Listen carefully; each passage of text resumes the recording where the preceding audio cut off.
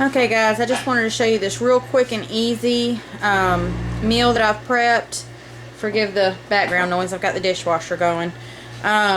This is a hamburger helper meal. Easy enough, right? It's called the Tuna Helper Creamy Parmesan Classic, and instead of using the tuna, I have taken my turkey, ground turkey that I had. Shut that dishwasher off for a second. Just open it up for a second. That's good, that's good. Just leave it. Alright. Instead of using the tuna, I just used the ground turkey that I got on sale the other day for $1.49 a pack. And I used 2 pounds of that. I used 2 boxes of tuna helper.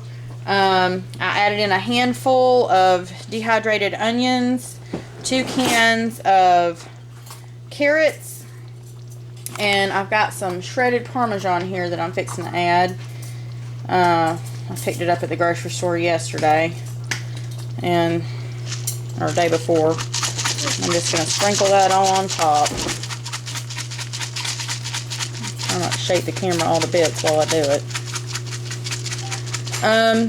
Prep time on this meal was 25 minutes, including washing out the pans to cook it in. We were emptying the dishwasher and loading the dishwasher and cleaning out the sink and all this kind of stuff because we got home from school kind of late today. So this is a quick and easy dinner for after school. I've cut out 50% of the fat by using the turkey instead of hamburger. I could have used tuna also, which we sometimes like tuna, but I kind of have to be in the mood for tuna, so I think this will be a more mild flavor. And it should be really delicious. I haven't tried it with the turkey yet, but ground turkey is one of those things that it kind of takes on the flavor of whatever you put it in. I did add a couple of 5 or 10 shakes of Worcestershire sauce into the turkey when I was cooking it. Also some garlic salt, some pepper, and I did a dab of chives across the top of the hamburger helper, so you can see how that looks. It does look really creamy and delicious. I simply followed the hamburger helper recipe directions. They're on the back of the box for the creamy Parmesan. And if you want to see those, it calls for, let's see, 1.5 cups of hot water, which I used 2 boxes, so I used 3 cups of water, 4 cups of milk, and 6 tablespoons of butter. And I used the real butter instead of the margarine just because I don't know about that stuff. And then I sprinkled some, like I said, some dehydrated onions and some chopped dehydrated chives into the mix, some seasoning, some spices, however you like it. Season to taste. I'll probably add a little bit more pepper to the top right before I serve it up to the kids and the family, and I expect there probably won't be any left when we get done. So y'all enjoy, and if you want to try this recipe on your own, go for it.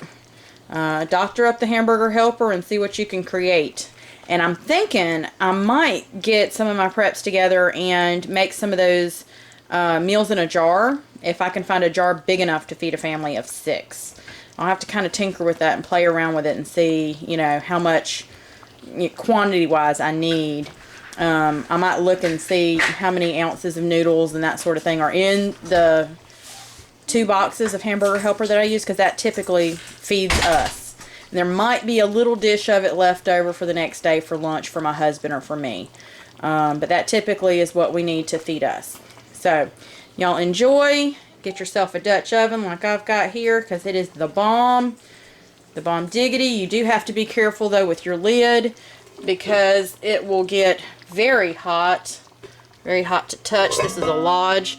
And you have to be careful to let it dry really well when you're done cooking with it, because it will get rusted really easily on the bottom side if you're not careful. So make sure that you let that dry thoroughly with a towel or something like that before you put the lid on the pot after washing and that sort of thing. And I like to spray it with a little bit of canola oil. You could use butter to coat it with a napkin or with your fingers or what have you. A real light coating so it doesn't, you know, get that nasty rancid flavor from sitting up too long, which I have had happen. And you can get rid of that by putting some kosher salt in there and scrubbing it out real good and baking it in the oven for a little while and reseasoning it. I've had to do that before. So just the things you learn when you're cooking with cast iron, just experience. So this is A Crosby 74 signing off. Y'all enjoy and have yourselves a Merry Christmas.